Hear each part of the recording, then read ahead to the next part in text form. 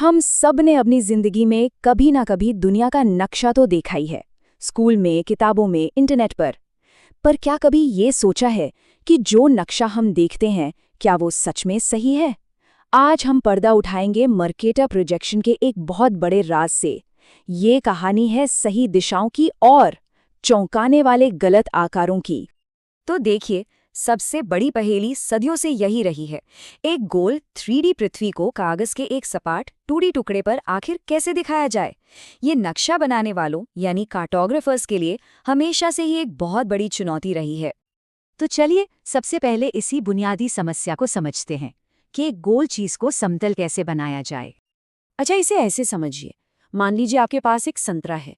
अब आप कोशिश कीजिए कि उसके छिलके को एक ही टुकड़े में उतारकर बिना तोड़े या खींचे मेज पर एकदम सपाट रख दें। ये लगभग नामुमकिन है ना? कहीं से वो मुड़ेगा या फटेगा। बस नक्शा बनाने वालों के सामने भी यही मुश्किल थी। जब भी किसी गोले को चपटा किया जाता है तो कोई ना कोई चीज तो गड़बड़ होगी ही, या तो शेप बिगड़ेगा या साइज या फिर दिशा। तो फिर इस लगभग नामुमकिन काम का हल कैसे निकला? चलिए अब मिलते हैं इस कहानी के हीरो से और समझते हैं उनके शानदार समाधान को। बात है साल 1569 की। जेरार्डस मुकेटर, एक फ्लेमिश भूगोलवेत्ता, एक ऐसा क्रांतिकारी समाधान लेकर आए जिसने दुनिया को देखने का तरीका ही हमेशा के लिए बदल दिया, और उसे नाम दिया गया द मर्केटर प्रोजेक्शन। तो आखिर ये मर्केटर प्रोजेक्शन है क्या चीज? देखिए, आसान भाषा में समझें तो ये नक्शा बनाने का एक तरीका है। इसमें ऐसा सोचा जाता है कि पूरी पृथ्वी एक सिलेंडर के अंदर है और फिर पृथ्वी की सारी डिटेल्स को उस सिलेंडर पर उतारा जाता है और फिर उस सिलेंडर को खोलकर एक सपाट नक्शा बना लिया जाता है। चलिए जरा कल्पना करते हैं। सोचिए कि हमारी पृथ्वी एक खोखले सिलेंडर के ठीक बीच में रखी है। अब पृथ्वी के केंद्र से एक लाइट जल रही है। ये लाइट सारे महाद्वीपों और देशों की परछाई उस सिलेंडर की भीतरी दीवार पर बना रही है। बस अब उस सिलेंडर को एक तरफ से काटकर सीधा कर दीजिए। लीजिए, तैयार हो गया आपका फ्लैट नक्शा। इस नक्शे की सबसे बड़ी, सबसे क्रांतिकारी बात क्या थी पता है? एक शब्द में कहें तो दिशा। एकदम सटीक, बिल्कुल सही दिशा। मतलब ये कि इस नक्शे पर उत्तर, दक्षिण, पूर्व और पश्चिम हमेशा अपनी सही जगह पर होते हैं। अगर इस पर एक सीधी लाइन खींची जाए तो वो एक बिल्कुल सही दिशा बताती है। और यही वो खासियत थी जिसने इसे सदियों तक नाविकों के लिए एक वरदान बना दिया।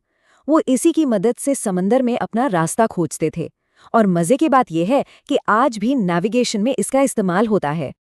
लेकिन इस कमाल की ताकत के लिए एक बहुत बड़ी कीमत चुकानी पड़ी। जैसा हर कहानी में होता है, यहाँ भी एक ट्विस्ट है और इस नक्शे की कहानी में एक बहुत बड़ा धोखा छिपा हुआ है।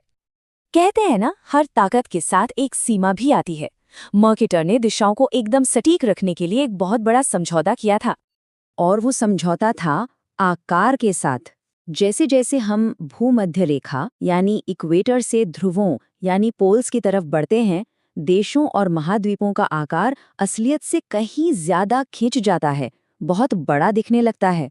अब हम जो देखने वाले हैं वो सच में चौंकाने वाला है। जरा इस नक्शे को देखिए, ग्रीनलैंड और अफ्रीका देखने में तो लगभग एक बराबर लग रहे हैं, है ना? लेकिन यही तो है सबसे बड़ा धोखा। असलियत में अफ्रीका ग्रीनलैंड से 14 गुना बड़ा है। जी हाँ, 14 गुना। सोचिए जरा कितना जबरदस्त फर्क है। ये चार्ट देखिए, ये इस फर्क को और भी साफ कर देता है।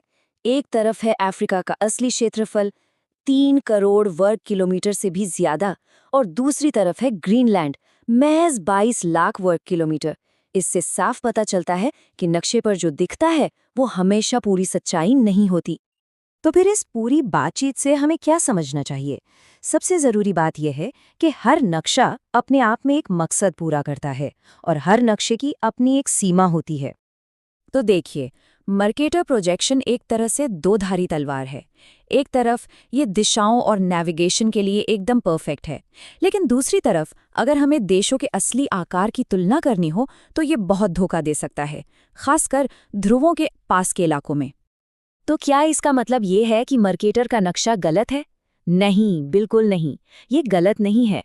ये एक खास टूल है जो एक खास काम के लिए बनाया गया है। इसका मकसद कभी भी देशों के साइज की सही तुलना करना था ही नहीं। इसका असली मकसद था जहाज़ों को एक जगह से दूसरी जगह तक का सबसे सीधा रास्ता दिखाना।